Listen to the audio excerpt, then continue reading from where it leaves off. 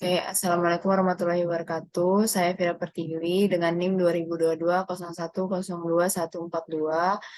akan melakukan presentasi perihal konsep dasar audit manajemen sebagai tugas manajemen audit sesi ke-14.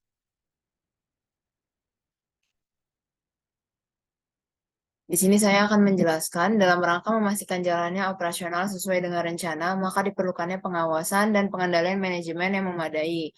Dengan fungsi pengawasan dan pengendalian manajemen, ini akan menimbulkan aktivitas audit atau yang biasa kita kenal dengan pemeriksaan. Pihak yang terlibat itu ada tiga. Yang pertama itu ada auditor, yang kedua ada auditi, dan yang ketiga itu ada entitas lain. Di mana entitas ini yang memerlukan pertanggungjawaban dari entitas yang diaudit. Untuk hubungan ketiga pihak ini, yang pertama itu ada hubungan antara pihak pertama dan pihak kedua. Ini akan menimbulkan yang namanya fungsi audit. Lalu ada hubungan pihak kedua dan pihak ketiga, itu akan menimbulkan fungsi pertanggungjawaban.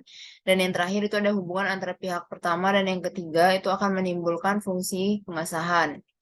Untuk definisinya sendiri, seperti yang kita tahu, audit manajemen itu merupakan pengevaluasian terhadap efisiensi dan efektivitas operasional perusahaan, di mana mengaudit aktivitas ini yang dilaksanakan dari entitas yang bisa diaudit untuk menilai dan melaporkan apakah sumber daya dan dana itu telah digunakan secara efisien, serta apakah tujuan dari program dan aktivitas yang telah direncanakan ini dapat tercapai dan tidak melanggar ketentuan yang telah ditetapkan oleh perusahaan. Tujuan dari audit manajemen ini sendiri itu berguna untuk mengidentifikasikan kegiatan, program, dan aktivitas yang memerlukan perbaikan, sehingga dengan rekomendasi yang diberikan itu akan dapat mencapai perbaikan atas pengelolaan berbagai macam program dan aktivitas pada perusahaan tersebut.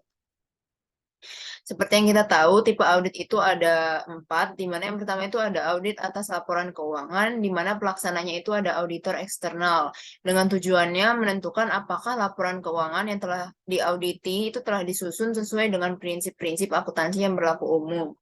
Untuk penerima laporan itu sendiri, ada pihak ketiga, investor, dan kreditor. Lalu yang kedua ada audit kepatuhan, di mana pelaksananya itu ada auditor eksternal dan juga auditor internal.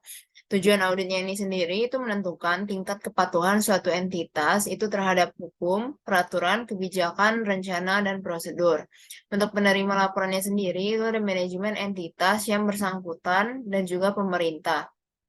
Lalu yang ketiga itu ada audit internal, di mana pelaksana auditnya itu ada auditor internal.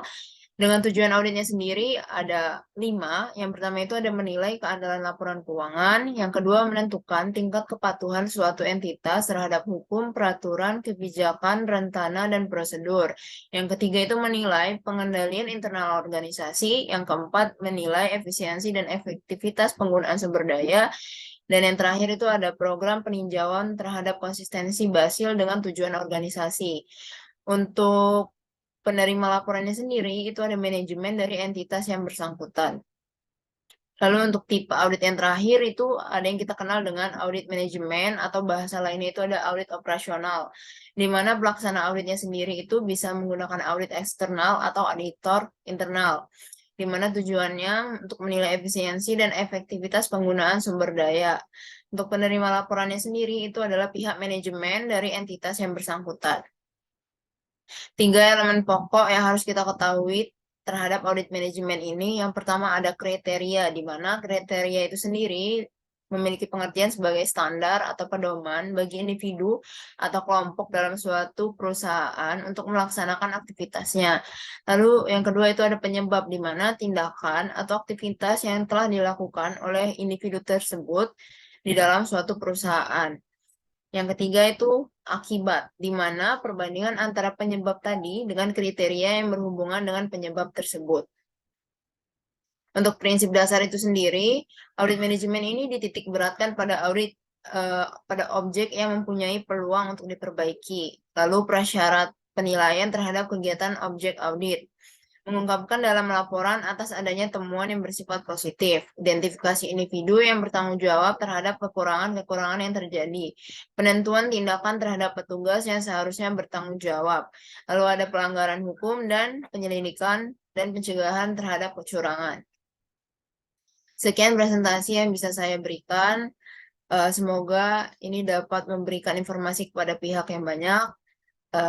Terima kasih. Wassalamualaikum warahmatullahi wabarakatuh.